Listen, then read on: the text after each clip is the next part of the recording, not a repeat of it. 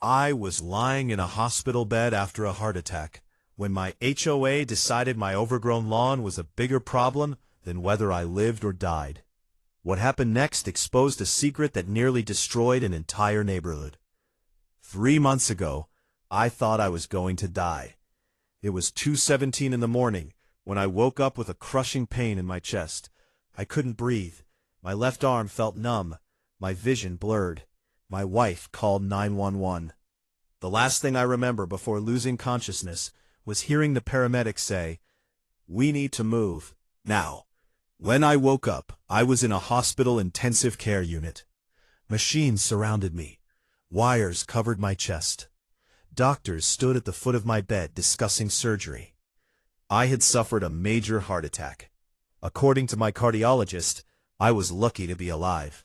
For the next 3 weeks, my life revolved around medications, tests, recovery, and fear.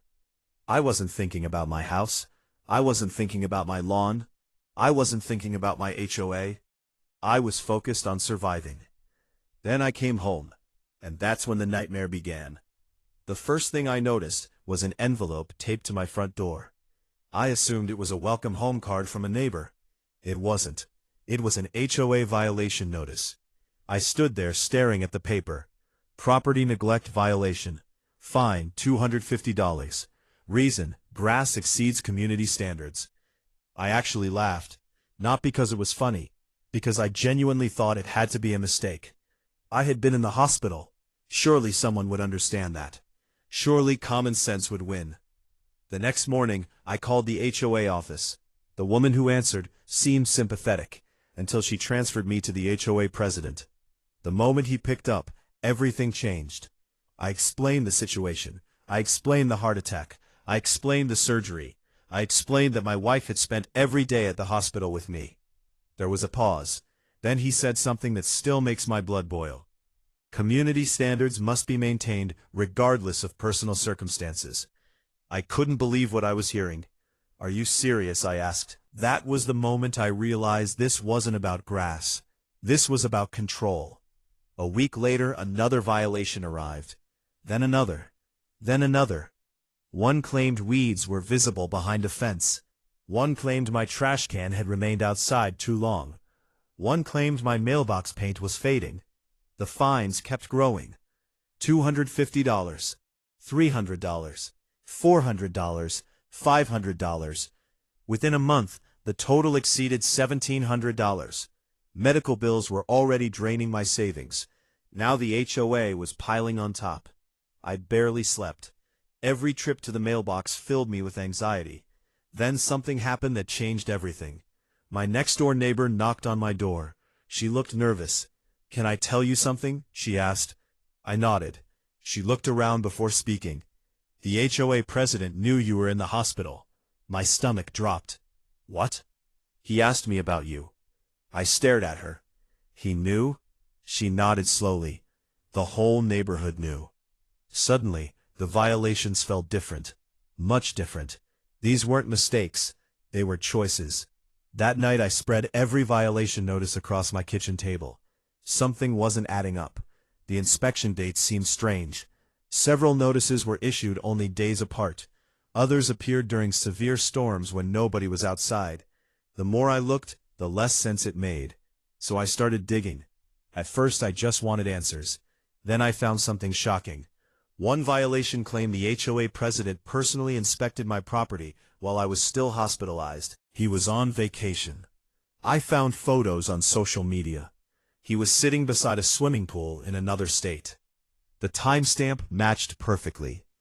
According to the violation report, he was standing in front of my house. According to his own photos, he was hundreds of miles away. I felt my pulse quicken. I kept digging. The deeper I looked, the uglier things became. Several inspection photos appeared recycled. Some violation reports contained identical images with different dates. Certain signatures didn't match official board documents. Nothing looked right. What started as a lawn violation suddenly looked like something much bigger. For weeks I spent every evening reviewing HOA records, meeting minutes, financial reports, violation logs, board approvals, everything I could legally obtain. Then I hired an attorney. The moment he reviewed the evidence, he leaned back in his chair. "Wow," he said, "that single word told me everything." We sent formal legal requests demanding documentation for every violation. The HOA went silent. No new notices arrived, no threatening letters appeared, no fines were issued. For the first time in months, they stopped. Then came the announcement, an emergency HOA meeting. The clubhouse was packed, standing room only. I expected a routine discussion. Instead, the room exploded.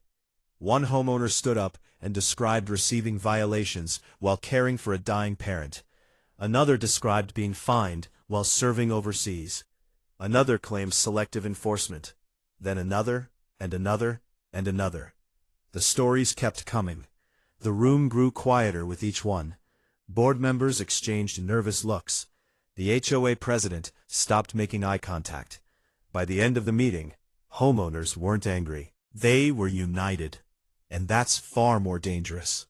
The board voted to launch an independent investigation. 3 weeks later, the results were released. The findings were devastating. Improper enforcement, missing documentation, unapproved fines, policy violations, selective targeting. The HOA president resigned that same day. Every fine against me was erased. Every dollar was refunded. A formal apology arrived in my mailbox. Ironically, the same mailbox they once claimed violated community standards. Today, my lawn is perfectly maintained. My health is improving. Life is finally returning to normal. But I still keep that very first violation notice. Not because of the money, not because of the stress, because it reminds me of something important. When I was lying in a hospital bed fighting for my life, someone had a choice. They could have shown compassion. They could have shown humanity. Instead, they chose power, and that single decision exposed everything. The violation notice they taped to my door was supposed to make me feel powerless. It became the first crack in the system that eventually brought the entire thing down.